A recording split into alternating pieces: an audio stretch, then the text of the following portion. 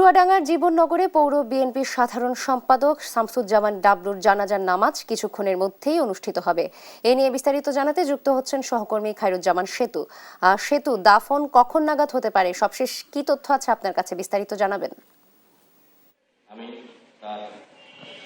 নাবিলা, আপনি জানেন যে গতকালকে গত পরশুদিন রাত 10টার দিকে সেনাবাহিনীর অভিযান চালায়। সেই অভিযানে কিন্তু চুয়াডাঙ্গা পৌর বিএনপির সাধারণ সম্পাদক শামসুজ্জামান লাবলুকে আটক করে এবং সে সেনা হেফাজতেই মৃত্যু হয় বলে স্থানীয় এবং বিএনপির নেতৃবৃন্দের অভিযোগ আর কি। সেই অভিযোগে কিন্তু কালকে রীতিমতো জীবননগর উত্তাল ছিল।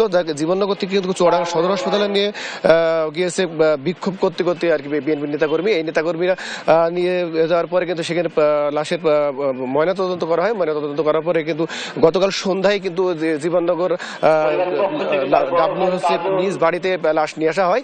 লাশ নিয়ে আসার পরে কিন্তু গতকালকে থেকে এই কিছুক্ষণ আগ পর্যন্ত কিন্তু যে ডাবলুর বাড়িতে লাশ রাখা ছিল, এখন কিন্তু রীতিমতো জানাজার নামাজ আদায়ের জন্য প্রস্তুতি নিয়েছে নেতাকর্মীরা। তো আজকে কিন্তু যে জানাজার নামাজ আদায় হচ্ছে সেই জায়গাটা হচ্ছে জীবননগর পৌর কেন্দ্রীয় ঈদগাহ ময়দানে আর কি। তো আমরা এখানে যেমনটা দেখতে পেরেছি এসে যে অসংখ্য নেতাকর্মীর ভিড়, দলমত নির্বিশেষে এসে আর কি জানাজায় শরিক হয়েছে।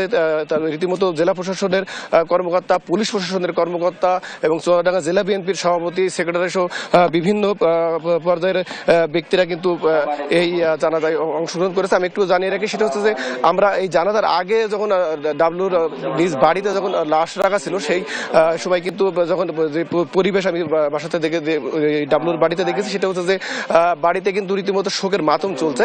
তবে শুধু যে বাড়ির আত্মীয় স্বজন কিংবা নিজ আত্মীয় স্বজনের শোক বয়ে যাচ্ছে এমনটা না, স্থানীয় পর্যায়ে কিন্তু বিএনপির নেতৃবৃন্দর ভিতরে কিন্তু একটা রীতিমতো শোকের মাতম চলছে বলা যাচ্ছে। শুধু তাই না, জীবননগর বাসীও কিন্তু এক পর্যায়ে বলা যেতে পারে যে পুরো শোকাহত আর কি এই যে শামসুজ্জামান ডাবলুর যে মৃত্যুতে আর কি।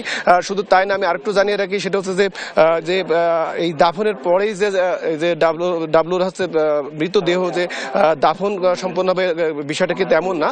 কারণ হচ্ছে যে ডাবলুর যে মা এবং আপন ভাই হচ্ছে ইংল্যান্ডে থাকে, ইংল্যান্ড থেকে আসার পরেই কিন্তু ডাবলুর হচ্ছে মৃতদেহ দাফন করা হবে আর কি। তো এই ছিল চুয়াডাঙ্গা থেকে সর্বশেষ।